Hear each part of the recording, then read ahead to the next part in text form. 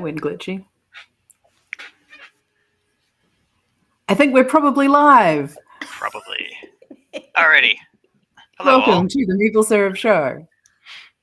We have the lovely Jess with us today, and you'll notice that Sen looks a lot like George. That's because George is here, because Sen is giving people violent cuddles again, I think, this evening. So that's jujitsu for anyone who's confused or concerned. No. So we have finally managed to rebook and get the lovely Jess back on the show. Again, apologies for not having the spoons for the show the other day. As you can imagine, it was not a happy time to be doing, like, let's talk about game design. It was more a kind of a day. But, bouncing back, right? So Jess, we would love to know a little bit about how you got into all of these things. Tell us your origin story. Absolutely. First and foremost, thank you both for having me here, and for Sen wherever he is in the moment. I appreciate being invited. So like you said, Kat, my name is Jess. My pronouns are she, her. I do online content creation, and I currently work at a friendly local game store. But way back, if you will, in the before times, in the year 2017, I was doing so bad. It's so far, right? It's so far. In 2017, my husband and I, we were always doing some kind of gaming together on our like date nights, and we would go to like the laundromat and usually play like Yahtzee or Mancala or something that was like travel friendly. And so that's actually lovely. Yeah, so we started there, just playing games, and my family was always ones to play lots of party games. We played Scattergories and Taboo. Rummy Cube was always one that got to the table that everyone could play at once. I will mention the friendly local game store in just a moment, Troy. Thank you. Hello to Maurice and Troy. Thank you for joining us. So my family was always about like playing together and something light and jovial, nothing really serious. And so when my husband and I started dating and we were going to laundromat and everything, we would always just play those like competition games. It's always you were either winning the game or you lost the game. And so we would always try to play multiple games so that both of us would feel okay at the end of the night.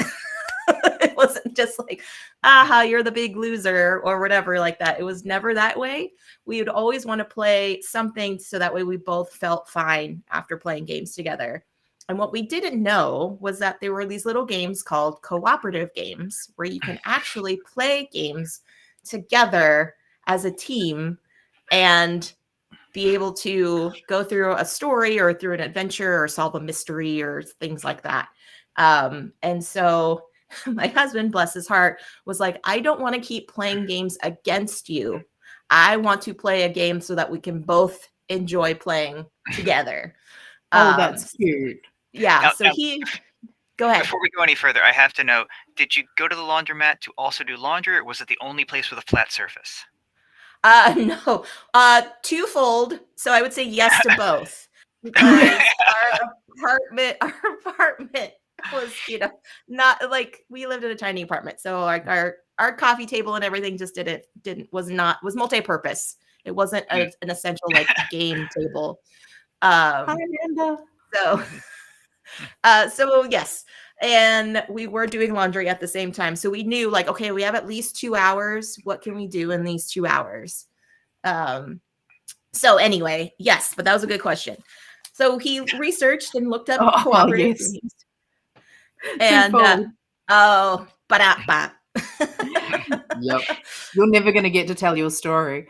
No, it's totally fine. So he looked up online and saw a cooperative game called Mice and Mystics by Jerry Hawthorne. It's where you are an adventuring party of mice going through and trying to basically help the king of the kingdom. And so he saw that and was like, I'm not sure how Jess will feel about it, but it's got these adorable mice figurines, miniatures, if you will. And so she might be drawn into just the adorableness of the game. And he was completely right. So we brought that home and we started playing through this adventure together. And it was fascinating because not only was it a win or lose scenario, but you had multiple chapters and multiple ways to explore this world. Not only are you playing a game, but you're actually exploring like a story and a world. And it was so fascinating for us. And we're like, we really like this. And we realized that that was more on what called the hobby side of gaming, not the mass market side of gaming. So like Yahtzee, for those that aren't familiar, Yahtzee is considered more mass market. It's available everywhere. A lot of people have access to it. Hobby games are more particular in online game stores or local brick and mortar stores or at conventions and things like that. And so there's a different separation between those two. So learning about hobby games opened up a whole box of possibility for us. So once we did Mice and Mystics, he also found the little website known as Board Game Geek and started going down that rabbit hole of all the different games that we could play. So from there, it just kind of exploded. And I wanted to interact with more people. I'm like, more people need to know about this. We need to do things. So we actually started looking up at local events around our area. And thankfully for the three of us on here, we're all in roughly the same area. So in that time, there were several different opportunities for game stores and conventions and even like local libraries and things like that. Because again, this was the before times. So we would just go around and, check things out. And a lot of them were free to the public or had a very minimal like surcharge. But what I realized was a lot of the places that I found did not have players that looked like me. So I identify as a woman and I also identify as a person of color. And so when I would walk into these scenarios, I would try to look for someone with a like face or like-minded individual and did not find that anywhere. And so I was like, this is an issue. And I felt uncomfortable after a while going to these places. And so my husband, thankfully, he recognized that too. So he was like, let's step back. I want to make sure you feel comfortable in these spaces. What can we do to make that happen? And looked all online and trying to research, are there other, women's groups? Are there, different, queer groups, people in the LGBT community, like people that represented different groups of communities that I could feel like I could be a part of. And there weren't any. So I took it upon myself to create my own space. And that's where I began starting my own events hosting company. And I brought in a couple of my girlfriends and we created a brand called Chicks Can Game. And our goal was to try to bring people that identified as us into the space. And so we would host at game stores, we would host at local conventions, we would go to libraries and things like that. So we provided those spaces for people that didn't feel like they fit into those other realms to come to our space, right? But again, that took work and a lot of time commitment. And unfortunately, the two ladies that I started it with had to step away for a while because they had families and really demanding jobs. And I wasn't in those situations like they were. So they had to divide and conquer their commitment and time to other things, which was totally fine. So this was right before COVID. And I still was like, I'm going to do it. I'm just going to keep my head up. I'm going to keep rolling with this. And so I made CCG still happen. And one of the conventions that I worked with, I actually met someone from the gaming space, a person named T. Kyrez, who some of you might know. They were working in the industry at the time. They were with Haba Games. They saw me and what I was doing and how committed I was to try to make a change, essentially, in the industry. So I asked them if they had any opportunities to do this outside of the small convention space, and they're like, yes, I would love for you to be on my convention team to go to some of the conventions around the States. So I got hired with them doing convention scene, and that's where I kind of dove basically head first into the board game industry. My first ever industry convention was Gen Con.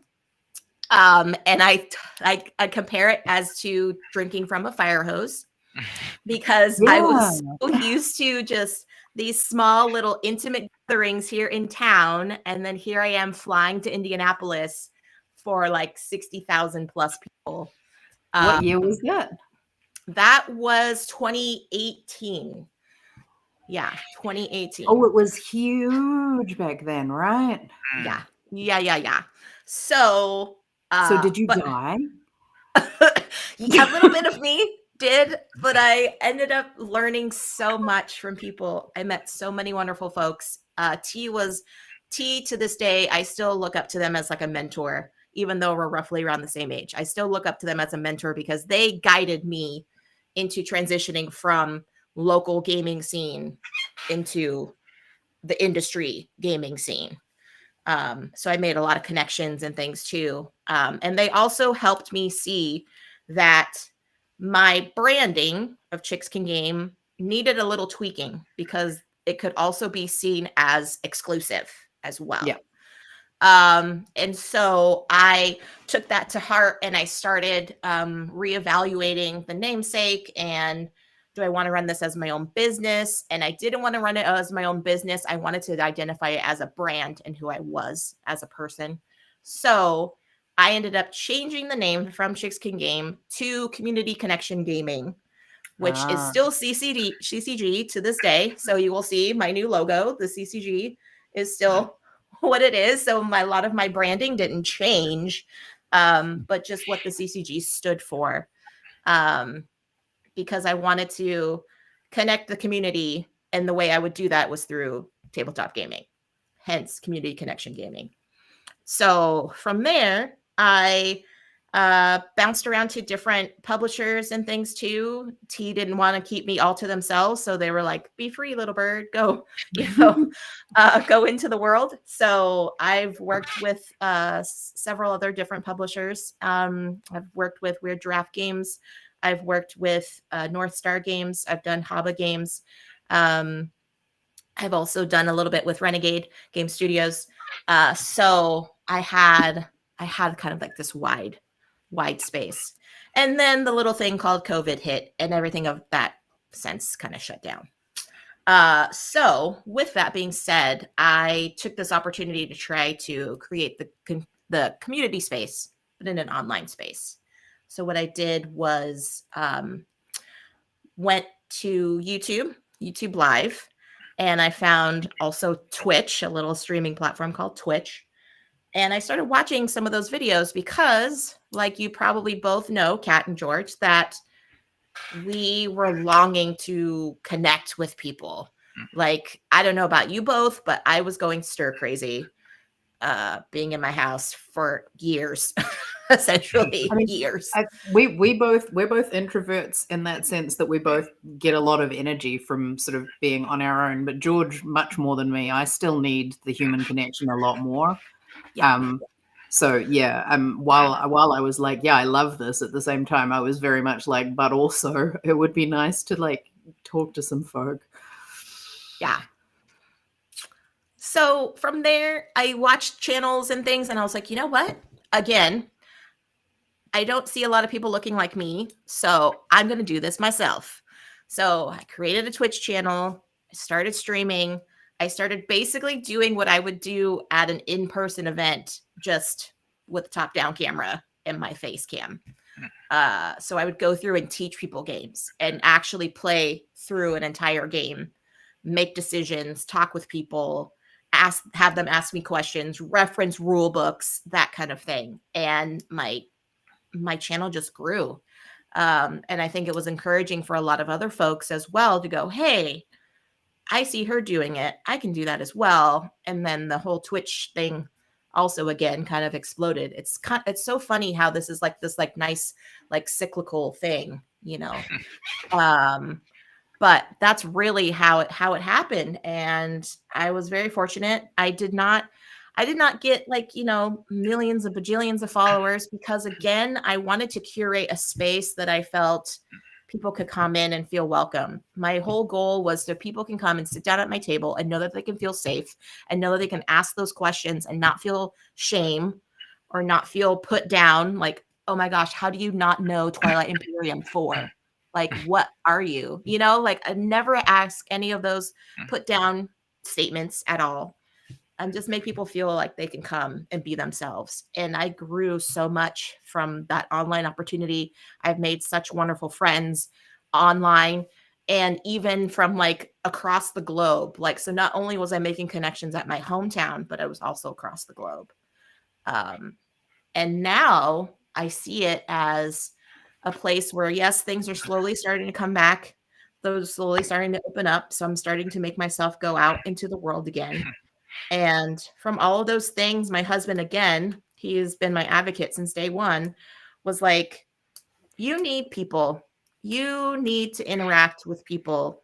And you like hosting things, but it also really stresses you out. And I'm like, yes, because I don't know if people are going to show up.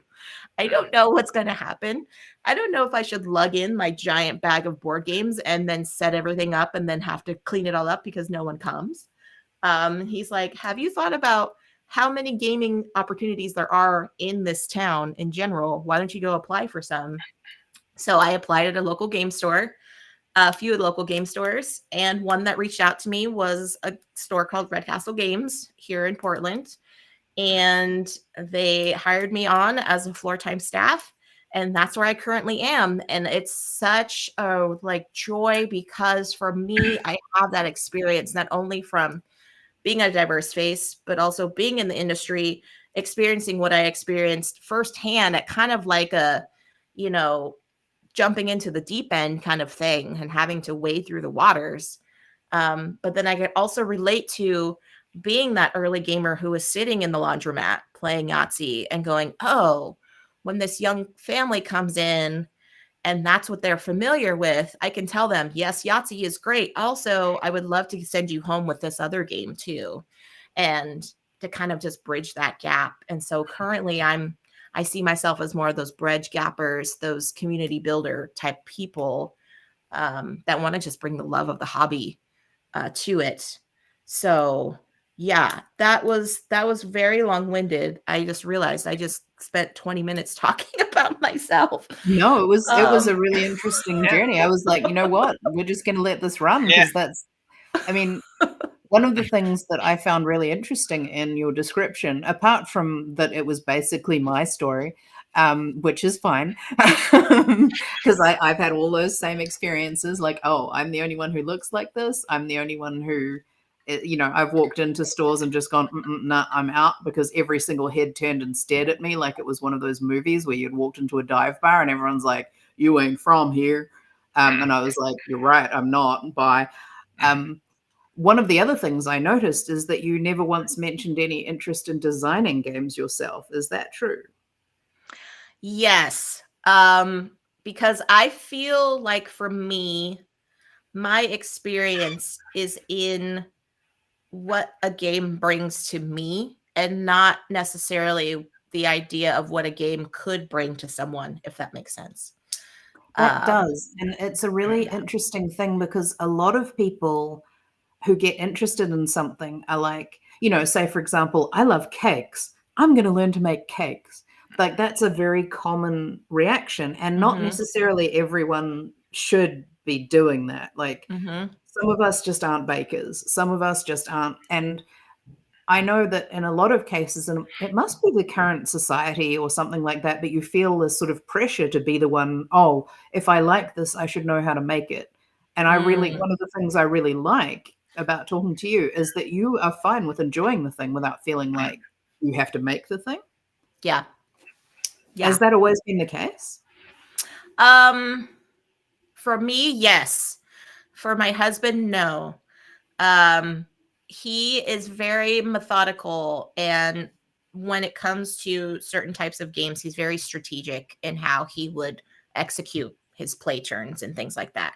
So he has personally dabbled in game design. For me, it's never been that way. It's always been, well, I would say there'd be some times when I'd be like, you know what? I wish this game was more about dinosaurs instead of cats, but it doesn't lead me to actually want to go make a dinosaur game, you know? So, but I also think I want to help people in the design process know what to expect from the people that play their games. And kind of think outside the box. Because yes, Kat and George, you both know, majority of the game designers in the industry now, majority of them are cis white males. And yes, there are a large percentage. Beer too. Yeah, exactly. There are a large percentage of women that are getting into the hobby. There are a large percentage of queer people in the community, in the LGBTQ community. There are a lot of people of color, but not making as big of a stride yet. So they're still considered in that small little pie piece, you know, like here's the pie with white dudes, and then it's like here's everyone else. Then there and are like some other folk. Yeah. Exactly. Like we're trying, you know, we're trying to push the pie, but yeah. And so I feel like my voice would be so helpful in some of these games that it's just like, have you thought about this? Have you thought about better representation? Have you thought about if you're making a dungeon crawler game, also put female presenting people in armor and not like ironclad bikinis, you know? Like those female bikinis, like I understand, I get that whole trope, I get it. But it's really like it is of its time, it's incredibly condescending. And on top of that, like a dungeon crawl is a pretty practical game. So like you're literally going, do I have a shield and how strong is my shield? My shield is worth 2. How much is my chainmail bikini worth? Yeah. Like, so even just from the perspective of, is this even valid within the games world? Those types of things, like, can we move on from them? Can we? So yeah, I mean, it's one of the things I found really interesting in the story that you just told was the number of things that are very similar for me, except for that because I'm the type of person who reacts to these things by going, I'm going to make the thing rather than I'm going to create the environment for the thing, although I've also done those, is that I was inspired to actually start trying to make games that were representative of people like me and that would appeal to people like me. Like, I just don't want to play a heavy war game. I don't want to have to play something that represents one of these traditionally, and I'm just going to say traditionally male types of topics. Like, I don't want it to be a fighty game. And one of the things that I noticed really quickly was that heavy games tended to be very male oriented, like traditionally male topics, traditionally male thematically. They tended to have a particular audience in mind that was absolutely men. And light games are for girls. And it was really like really obvious and really insulting. And I was like, oh. But a lot of the reasons that women are playing the lighter games is because women have the bulk of the childcare and the household duties and things and literally can't spend the weekend playing games with their buddies. It's not because we can't do it. It's because we can't do it. Right. Like, we just can't do that. So that's where, yes, Troy. But think of the mobility. Yes. A lot of that is, so I suppose that's kind of why when we met, I was like, oh, hello, kindred spirit kind of thing, because we've both got a lot of the same vibe going on. We're both like, you know what? I don't see anyone else like me. I still have not heard another New Zealand accent at a single convention here. Yeah. Not one. Yeah. I have not met another Pacific Island game designer. Not one. And that's wild. Like, I have met hundreds of people, probably thousands by this point, and like the 2 odd years where I've been intensively going to conventions. And I have not seen one that's just, I mean, I know, there aren't that many of us here, but like there just aren't that many of us, and we need to represent. So for all of those cis white dudes out there who want to do better, who want to be more inclusive, I think one of the things to think about is, what designers are you going to encourage? What illustrators are you going to encourage? Which people are you going to help lift up? Who are you going to see who's asking for help and help them? And secondly, how are you going to make what you make appeal more to your audience? And that's why we have Jess. So tell us, audience, Yes. as someone who knows what the game designers should be doing, as someone who goes, I wish there were dinosaurs in this, or whatever else, what with all of this experience you have, if you could say to game designers, what's missing on these shelves? Like, what do you need? What do you wish we would make? What do you wish we would include? I know that's a big question. Yeah, it is. And you're obviously not expected to solve the whole thing, but no. if you could, I know there are things sometimes where you just sort of go, I wish they had included a cultural consultant on this. So I recently saw a New Zealand game where the pronunciation of the title was so wrong that the person who, like, it had a pronunciation guide on it. The person who told me about it was pronouncing it as it said on the box, and I had no idea what word they were saying. Oh, wow. And then I went and I saw it and I was like, oh. And I thought they were saying cowrie, as in a cowrie shell, Cowrie.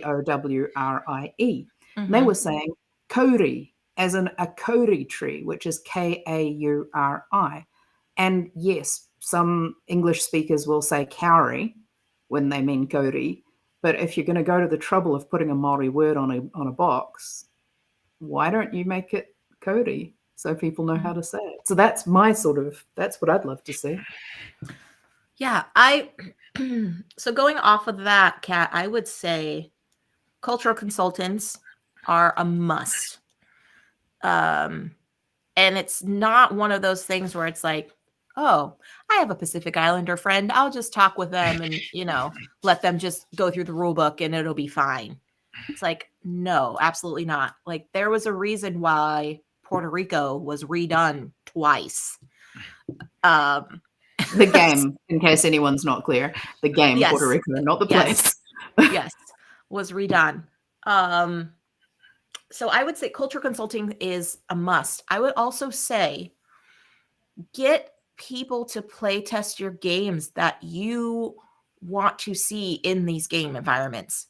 And yeah, that's going to be up to people's interpretation, but also step outside of your friend group. And that's huge, because I've seen a lot of game designers, and I know several now, that they focus on, well, I'm just going to bring it to my Thursday night game group and they're just going to tell me how it is, and it's like, that's great. But also they probably don't want to piss you off if they say something wrong or like don't like your game, they're not going to be fully honest and transparent with you. That's why they're just really used to you, and they're not going to, like, you all think the same general way because you all got used to each other as well. Exactly. Yes. Right. Right. Amanda Panda, play with a lot of different playtest groups. Go to places where, the biggest thing for me, go to places where you think board games aren't going to be a good fit. So what I mean by that, go to your local library, bring it to like your church potluck or something like that. Things like outside of the hobby, because those groups of people are going to be the ones that are buying your games. It's not, we also have to get out of our brain space that because we're in the industry, only people in the industry understand what we know. We have to reach for those mass market, those where can I find my game? Do I want my game to be on a Target shelf? Then maybe I need to go to like my, my mommy and me playdate group and bring my game, kind of thing. And it sounds so absurd, but it's like you said, Kat, how am I supposed to know what what a good game design is if I don't allow myself to have those like outside forces in, right? And that's another thing that I've also mentioned too, being in the retail space. I have to train my brain to stop using gameries, meaning I can't say like dexterity game. This is a dexterity game, or this is the engine building game, or this is a train game, because the average person that comes in through a game store is just picking up some cards for their grandson for Christmas, and they're not going to know, oh, is this a good deck building game? Like they're not. And that's not a downplay on anyone, No, but it's like, it's not their job to know that.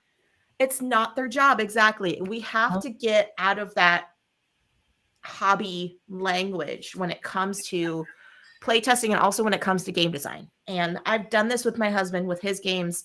He's got so many on the table that I think are so ready to be playable in like a hobby sphere, but he doesn't have the connections like I do to bring it to like a hobby space or bring it to, somewhere, because all of our groups are interlapping. So he doesn't have like a guys' night where he can go out and, bring it there, because we're all in the same friend group. So we're all going to be interacting at the same table. Get him to bring them to Playtest PDX, because we have a really good group there. Like that's a really, yes, there are still a lot of white men there. That's always going to be the case. But I'm really impressed with how many not that we have in that group. Yeah. It's really. So that would be what my thing is, to get those diverse voices, get those people. And also along those lines, be okay to get feedback. Be okay to get critique, and even words that are not going to be kind.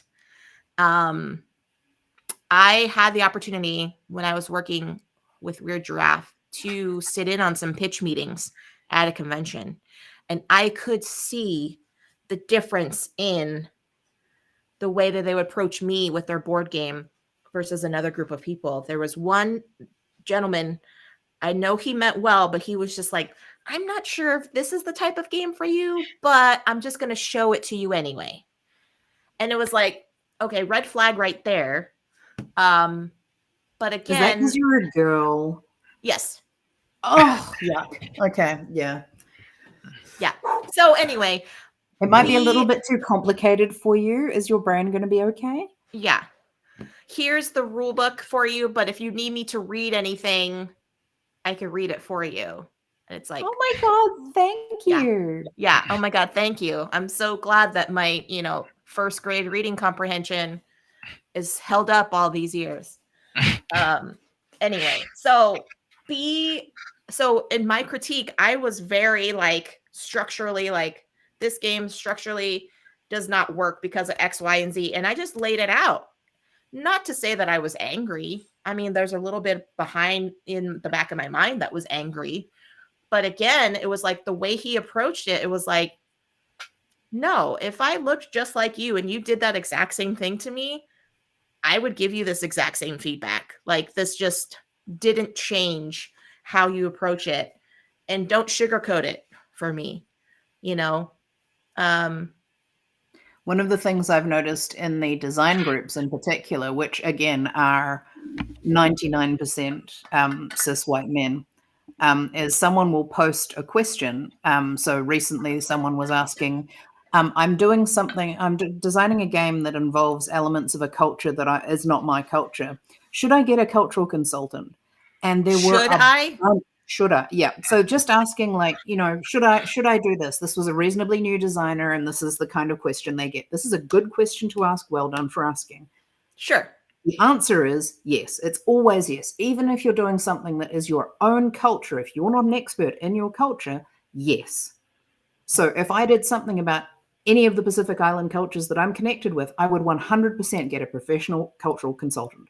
So yes, is the first answer. But the second thing is ignore anyone white who tells you otherwise.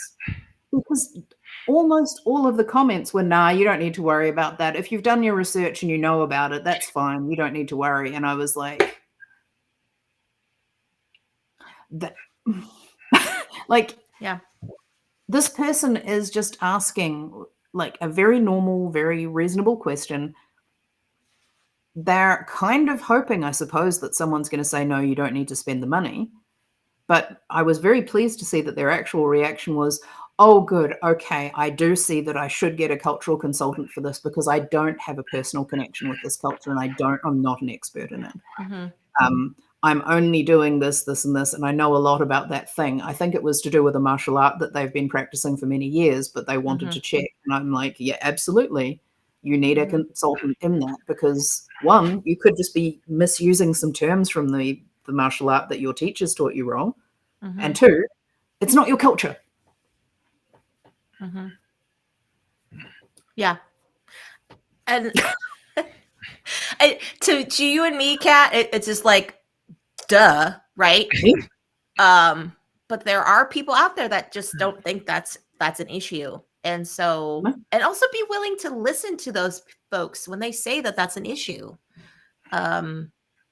Because it's valuable, because if you get more people on board, more eyes and ears towards your game, it's more well-rounded, it's better received, and it will go a lot further in the industry. It will only be a better game. It will only be a better game. You're adding depth to it. You're adding legitimacy to it. I mean, exactly. If I decided, oh, I'm going to write a story as George, I'm going to ask George, does this feel like you? I'm not just going to be like, oh, okay, I know everything about George because we're married. So I'm just going to write a story and I'm going to publish that straight away. And I'm just going to be like, this is George's life. And George will be like, what? I never do that. That's not me. I don't speak like that. And I'll be like, well, I don't care. No, why would you do that? Why would anyone do that? Yeah. So it's interesting. In those kind of environments too, taking feedback, always provide feedback forms too, because I've also been in playtest groups where it's like, oh, tell me your thoughts. And so you're just, word vomiting on this person and they're like, okay, great. And I guarantee you, as soon as they get into their car, it's just, or if they don't have a feedback form, have them like take out their notebook. Like I've seen several designers with their notebook and just like write it down, oh, this is a good point. Da, da, da, da, da, da, da. Like I've, several of our mutual connections, Kat and George, have been very good about having feedback forms, or if they don't have feedback forms, they have their notebook like right there and they're writing down notes even as we're playing. Like it's not like a wait until the end. Like it's funny. It's like as if they're watching television because they're like, in the back, like observing this, this playtest happening, but they're frantically writing things down. So take that to heart. Don't just, absorb it or use osmosis or whatever. It's interesting because there are a lot of different ways that people take notes and take things on. But one of the things I've noticed is, so for me personally, I don't do well if I'm writing while I'm supposed to be watching things. So George often takes the notes at our playtests and I watch. And I write things down afterwards. But we also record things and things like that. But one thing I've noticed when I've been giving feedback as part of a group is I often see the designer writing things down when the men speak and just waiting for me to stop when I speak. And I'm not the only one who's reported that kind of thing. A lot of women I know who do playtesting, the notes only happen when the boys speak. And it's just like, please try not to do that. Yeah. I mean, as Troy says, yes, consult experts. That's a very good point, Troy. It's as simple as that. This is just another type of expert. So if you're doing a game that is designed for a particular audience, get to know that audience through an expert. If you're doing a game that is about a particular topic, learn about the topic. Get experts to advise you about the topic. Yeah. George, do you have any things that you want to ask about just from your perspective as a designer? regarding writing things down. I mean, I find it useful to write everything down, even if I don't think it's going to be useful, because if I don't write it down, like, that's just a fantastic way to have confirmation bias. You're just going to remember the things that fit the model that you were expecting. The criticisms you expected, as well as the positive elements you expected, and that's not going to move you forward at all. But if you bring it all down, you have a chance to reflect on it later, potentially, at least. I mean, that is the hope. And I just want to say, there seems like we often bring our games to groups of people, to the same group of people over and over, and it does form a sort of, and I've seen this in a number of, especially Kickstarter games, but I mean to a lesser degree on retail because they go through more filters. But there's an almost incestuous sort of nature to the way you can see a game develops, where clearly the people who knew this game really well gave the same feedback and got better at this game. And if you can't get in their heads, you can't play this game effectively. But this is why we need people like you, because a lot of us who design, I mean, Kat is an exception. She's a great communicator and a game designer, but a lot of us don't have that means to communicate to people who aren't exactly like us. And having someone who can bridge that gap between people who are in their heads or who are just thinking in numbers and mechanics and that sort of thing, and people who we actually want to play our games, if we're willing to reach out, we need people in this space who can help reach those people and help take what we're doing and effectively present it in a way that's this happens a lot with science as well, I think, where like the important things that scientists do are just not translatable to normal people without you need those rare communicators. I mean, all I can think of right now is like Bill Nye and those sorts of people who happen to be in that space where they can do both, but that's a very rare opportunity. Yeah. You normally need someone who can sit in that space in between, who can do that hard work of taking something complicated and presenting it in a way that's not less complex, but it's a lot less complicated. Like, not downplaying the information that you need to receive or trying to minimalize it or trivialize it, but finding a way to make it accessible. Yes. That's a good point, because communication is a two-way street. Yes. And a lot of people only think about the thing that they're sending out, but they're not terribly good at the thing that they're getting back. And if someone is giving you the time, if someone is making you this gift of their time, their energy, their feedback, playing your game, investing in it, being willing to actually come back to you with information about it. Now, they may be wrong as far as your game vision goes, but what they're saying is still valid, and it could hurt your feelings, and it could be upsetting, and they could be saying, wow, this theme is really offensive to my culture. But you know what? What's worse than that is if you had published it and then people were like, lots and lots of people were like, this game is offensive to my culture, and you've just spent all this money. Yeah, you've invested lots of time, but negative feedback is very important. Yeah. And getting feedback, how to take that. and getting feedback from people. Like, I'm sure I do the thing you described, where I'm probably writing more when men are talking than women are talking, because I'm a lot better communicator and I know what to listen for from people who are exactly like me. But that's no excuse to not make the extra effort to take what people who are giving me, who are not exactly like me. And it's probably the one I need to listen to more, because I have a much better idea of what the other white guys with beards are going to say to me. I could have thought of most of that myself. It's so it's really, it's where I should be focusing, is the people who aren't exactly like me, who don't have the exact same experiences, if I want what I'm making to be better. Yeah. And I think that's the biggest point too, George, is like you said, you want something to be better. How do you make it better? You make it more accessible to more people. And that's what I think. And if again, if it's like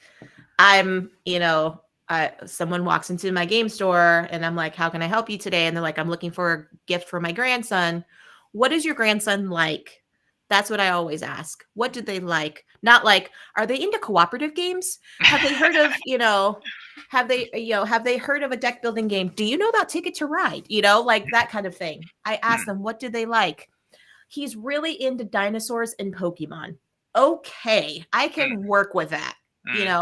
This game features dinosaurs. You're actually building a dinosaur park.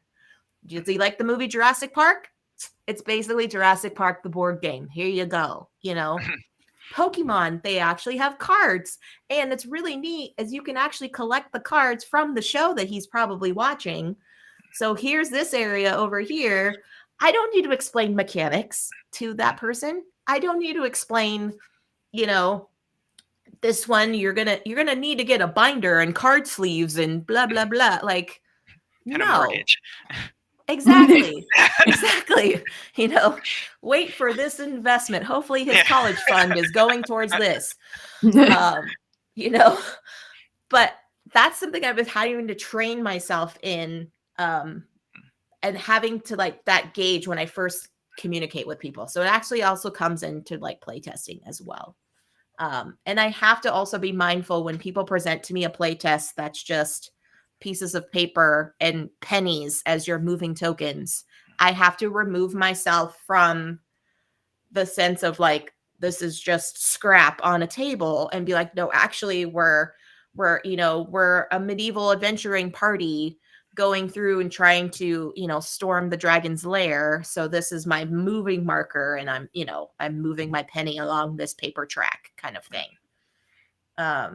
But it's hard. It's really hard for people to do that. And I feel like we're not going to get any growth or further growth in the industry until we remove that like line of thinking from our brain space. Until we can kind of just like take the blinders off a little bit, because for me, a lot of people see gaming as a form of escapism.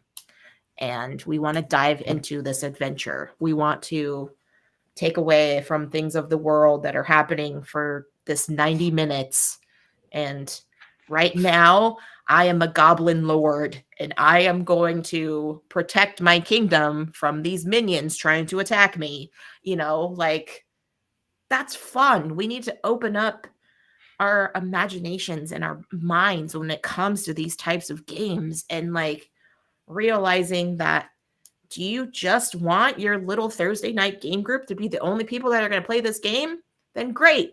You're only going to play test with those Thursday night game group folks. Do you want this to be the next Wingspan? Okay, then you're going to have to open up and let more people in to your playtest and to your game design in that way. Yeah, it's hard. And it's also like having to like turn and like look at myself in the mirror and sometimes too, but more often than not, I'm having to turn it the other way. Yeah. I mean, it's one of the things with being a minority of any sort is that you're used to sort of going, okay, how can I adjust myself to fit what they're doing? Yeah. And it is very nice to be able to turn around and go, you know what? I'd love if you made some adjustments. And a lot of people have not been asked to do that before. A lot of people have just tootled along being in their sort of, I am the norm, and realizing, oh, other people don't think this way. Oh, other people have other needs from me. Oh, all those sorts of things. And I suppose one of those things that you mentioned with the prototypes that is something a lot of designers struggle with, is actually being willing to take your prototype out when it's scraps of paper and coins, because that is actually very important to get that play tested at that stage. A lot of designers try and make their prototype really, really nice. And the problem with that is that, yes, it might be more accessible in some ways because it's got pretty art and all of those sorts of things on it, but it's nowhere near finished enough for you to invest that time in it. And what it says to designers and experienced playtesters is, oh, this game's nearly finished. I can't make those comments. Yeah. And what it says to people who aren't experienced playtesters is, oh, I don't need to talk about these bits or, all of those sorts of things. But to experienced playtesters, it very clearly says, this game is too far along for me to give the feedback I need to give. And that's something I had to, because I like to make my prototypes pretty because it's part of my process. I draw as I design the game. Yeah. And I've had to actually make them less pretty for playtesting because I was getting people going, oh, but your game's nearly finished. And I'm like, what? No, this is the first prototype. And they're like, huh? What do you mean? Yeah. So, and along those lines too, Kat, is when someone has the prototype, when you're saying afraid of giving feedback, there was a couple times where I asked game designer, like, are you okay with changing the theme on this? Because sometimes I feel like the game mechanically would fit better with a different theme behind it, or the theme does not necessarily work with, it's, we're doing area control, but we're running a puppy mill, and you're like, like, I don't know if that's going to work, And so that is another thing too. If you don't put that much time and investment into your prototype, you will have more space to be open to go, actually, what if I did change it to be like that? Or actually, everybody is saying that they really like dinosaurs. Can I make this game fit with dinosaurs? I don't that's know a why I really keep good saying point, because a lot dinosaurs, of, but well, I mean, whatever, it's easy. But a lot of game designers hi, deadpan. don't understand when they're who don't understand when they're actually pitching, is that a lot of publishers may actually ask them to retheme the game, and that's something that I personally, as a new publisher myself, really resist, because if a game designer has been making their game around a theme as opposed to paste it on, okay, so there are situations where the theme's just been like, we're going to make this one about dinosaurs, it's fine. But if that person has gone and they have done, as Troy said, the actual research, and they have gone and they have made this game about dinosaurs, and they've checked and they've made sure that all these dinosaurs are from the same time period and would have been alive at the same time, and they've made the mechanics integrate thematically, and that's all really well built, and then I say, you know what, I want this to be about ice cream, I'm not the publisher for you. Yeah. And that's also okay. It is absolutely fine to go, you know what? Thank you. I appreciate that input. I'd love to know why you think it would work better for ice cream. That's really interesting. But I'm not necessarily going to tell that playtester or that publisher, I ignore you. I'm not interested in this thing. But I am probably just going to go, okay, well, thank you for your feedback. And as a game designer, it's my job to think about my vision and what I'm trying to do with my game. But it's also my job to listen to these people who've given me their feedback, because Jess could be saying to me, you know what? Your dinosaur theme is not working. Dinosaurs are hot right now, but this is not making sense. I don't understand why this is a dinosaur theme. And I have two choices there. I can go, okay, how do I make it easier for Jess to understand? Or what does Jess think the theme should be? And both of those are really important questions, and I should be asking them. I mean, do people ask you that enough? Oh, me personally? Yeah. Oh gosh, not enough. No. Right. So that's something we should definitely be doing, right? We should actually be asking you, how does this feel? Which bits didn't feel good? What would you like this to be? What did you want from this game? What were you expecting from this? Did I deliver on that? All those things. Like, you've got this wonderful person here who's come and played your game and is full of things to tell you. Yeah. And then go back on to, there's so many people in the chat now. I'm so excited. I know. Hi, have we got, we've got Sasha, and we've got Curve Cut Games. Hello. And we have got Troy saying the toughest part of playtesting is knowing the difference between what to fight for and what to give up on. Is the theme sticky, or the art style? Are the rules set? Or should you drop some complexity? I mean, yes, those are all the game generally. In my opinion, the game tells you. Yes. But the game tells you through playtesting. Yes. And I've also had, believe it or not, I've also had a game that I've play tested and said, you know what? There are actually like 2 separate games in this game. Can you divide it out so that you're like, this is a dice game, and then this one is actually, you know, putting people on the board kind of thing. So, funny story. Yeah. The way that I actually initially got to meet Sen. Sen is one of these amazing people who occasionally is just like, you know what, it would really help me to get going in the morning if I gave some of my time to other people. And one of the times that he did that, he was basically like, look, I've opened up my calendar. I have an hour available for whoever gets in there first at these times, jump in. And I was like, really? Because, you know, I knew that he had designed out Criteria, which was a game I really liked. And I was like, Same. oh, wow, I that would be really game. interesting. So I booked an hour thinking, I wonder what this is going to be like. And I'd never done anything like this. I had no idea what was going on. I only had one game. And I was telling him about it, and I could see his face sort of going, mm-hmm, mm-hmm, mm-hmm. And I was like, oh no. And then he's like, basically, he was like, so for the type of game that you're aiming for, you should probably aim for it to be around about 45 minutes long. And I was like, you're so wrong. What? And because I was aiming for like a 2-hour game. And he's right. Not specifically this game, but in general, 45 minutes is a good playtime to be aiming for. And then he said, and you've got at least 2 games here. And I was like, what? No, they're phases. And that was borne out the first time we play tested it, where 4.5 hours in, we got to phase 2. Yep. Wow. And, yep. And there was a lot of talking and there was a lot of other stuff, but yep. Yep. And I had not really play tested it with other people. We had played it, but we'd only played bits of it because I didn't know how to play test because I was a new baby little designer. And I thought my game was ready. And then another time I thought my game was ready. And then I thought my game was ready again. I spent so much money on these prototypes and kept thinking my game's ready. Then I finally learned this game's not going to be ready for a while because I'm not experienced enough. And this game has been sitting quietly waiting for me to get good enough to make it what it should be. And I think the most interesting playtesting session I had for that was where I decided to try it at 6 players at BGG a few years ago. And I was so nervous about it that I hadn't been able to sleep or eat. I was so nervous.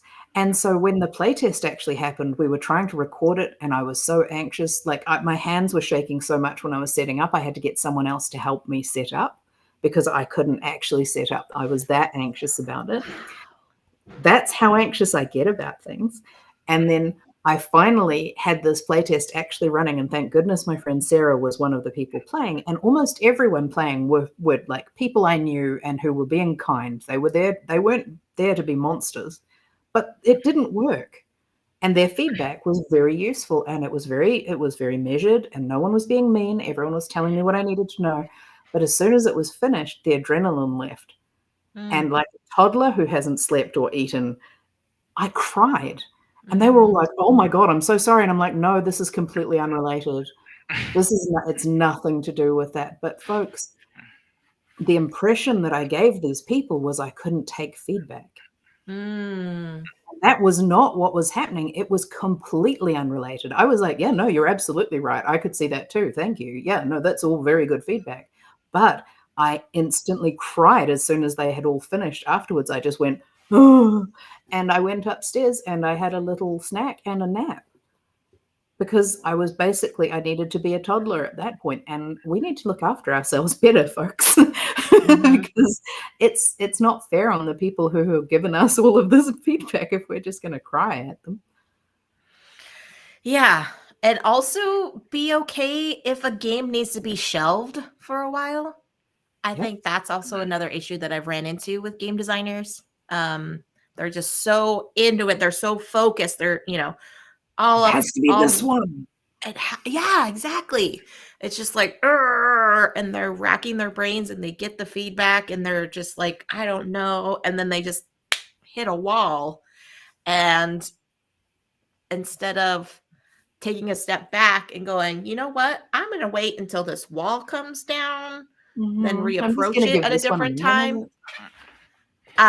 They just want to plow right through it. And it's not helpful for anyone. So also with game designers, please be okay to shelve things for, weeks, days, years, months, And whatever.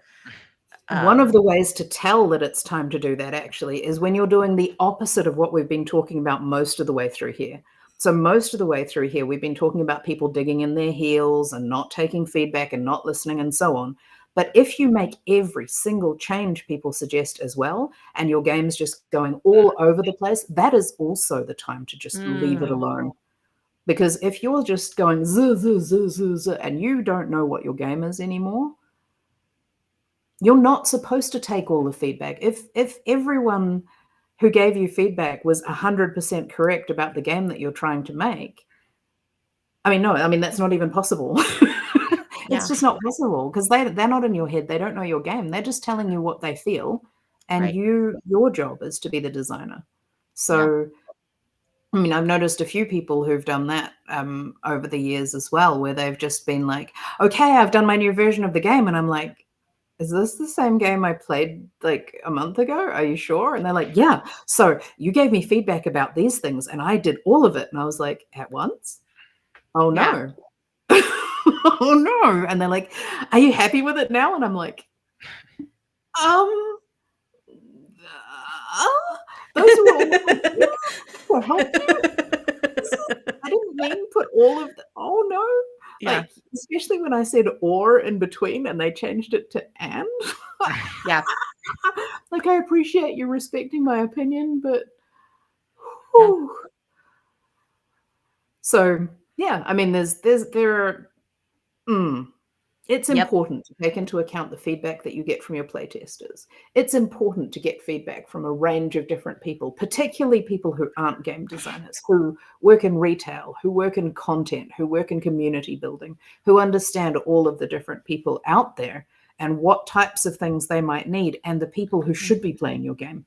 And if someone says you should put this in front of people like this, listen and do it.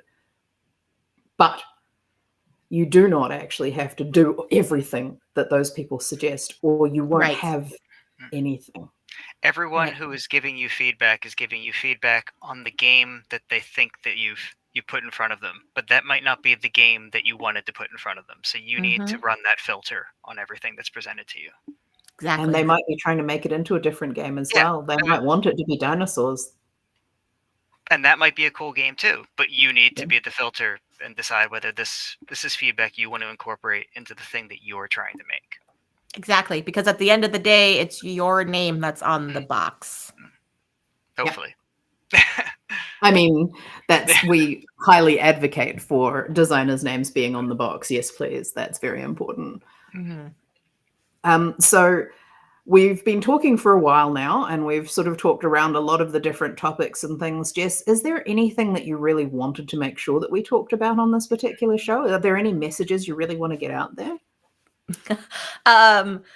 Be kind around the game table.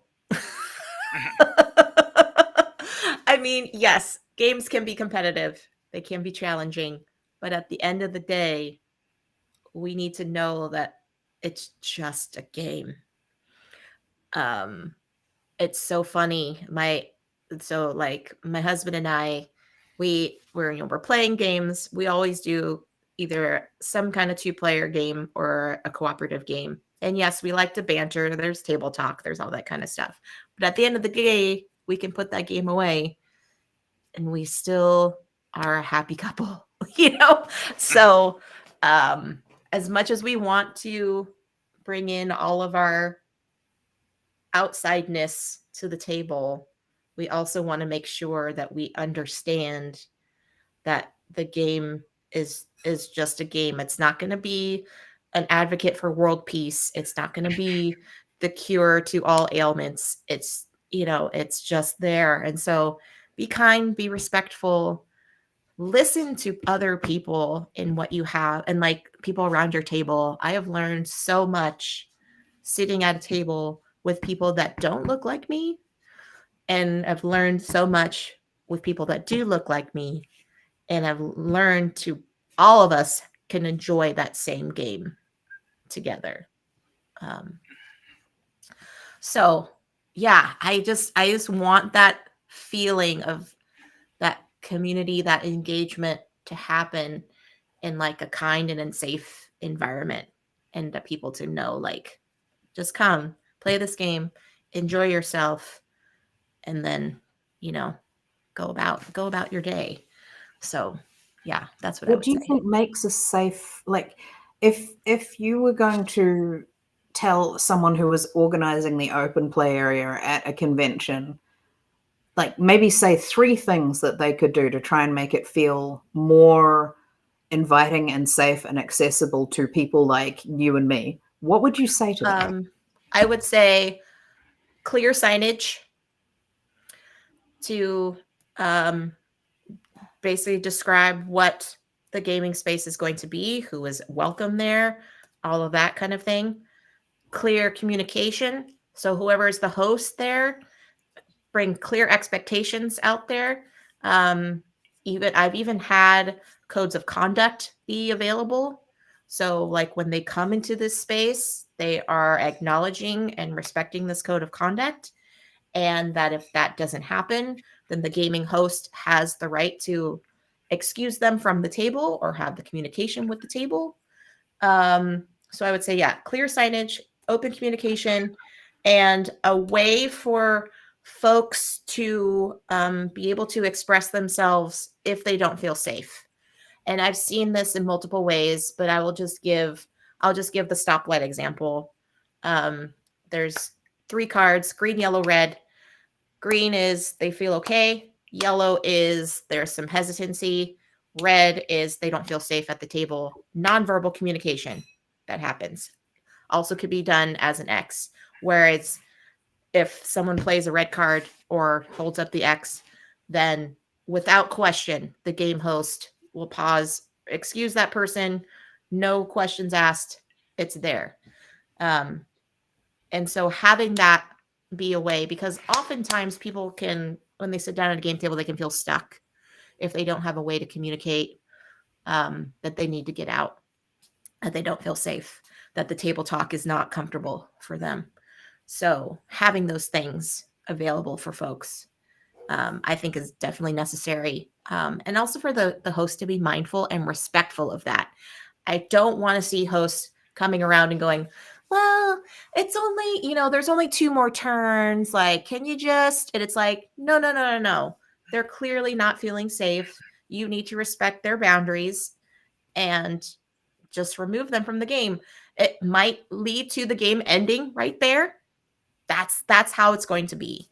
So yeah, the 3 things: clear signage, clear communication, clear way for the players themselves to be able to express themselves.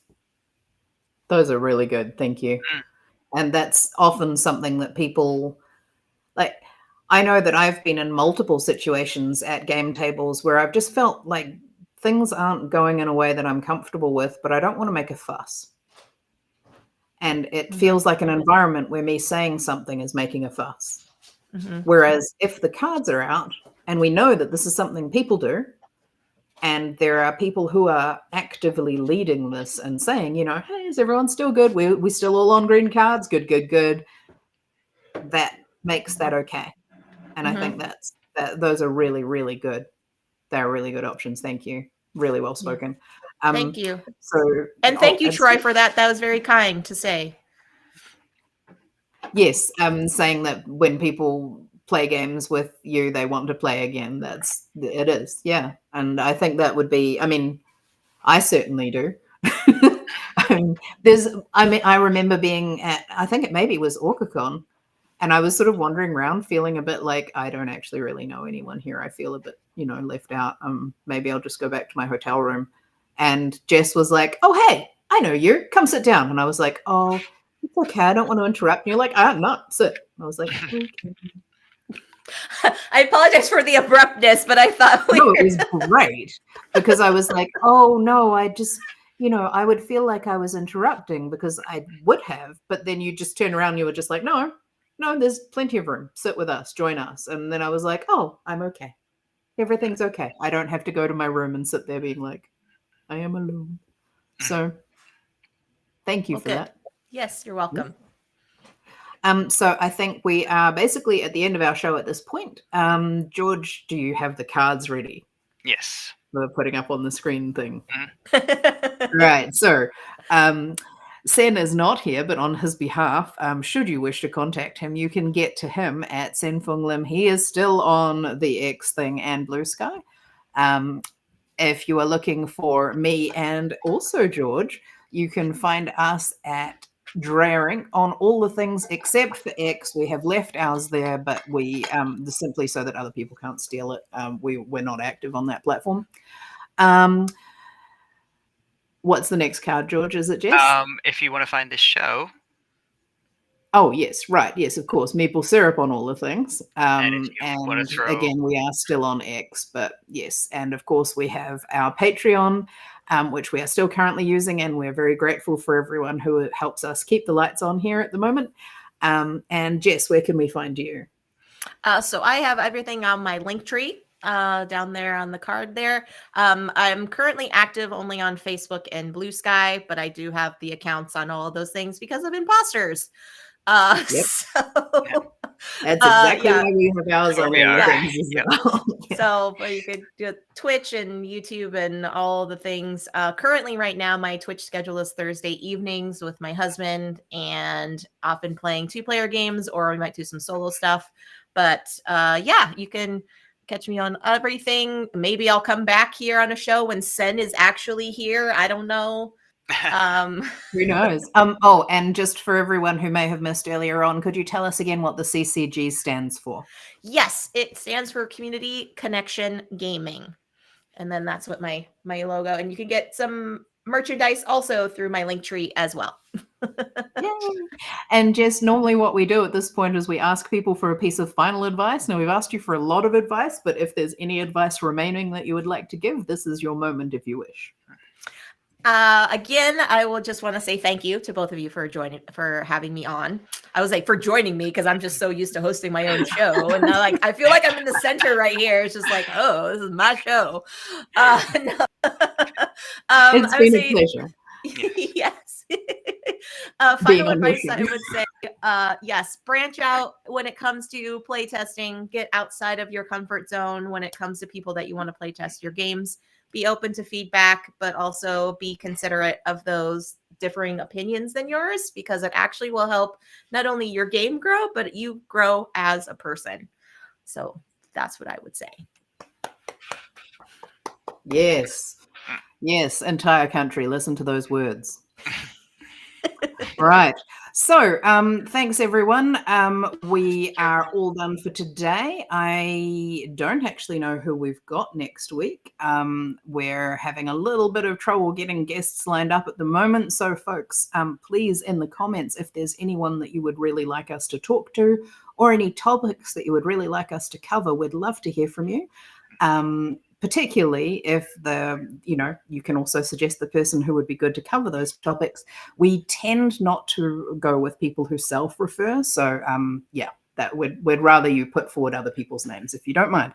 Alrighty, cool. So that is the end of our show for this evening. Thanks again, everyone. We've had heaps of people in the comments. Hopefully we managed to see you all. And that's us for tonight. Over and out. Bye-bye. See you next week. Bye. Bye.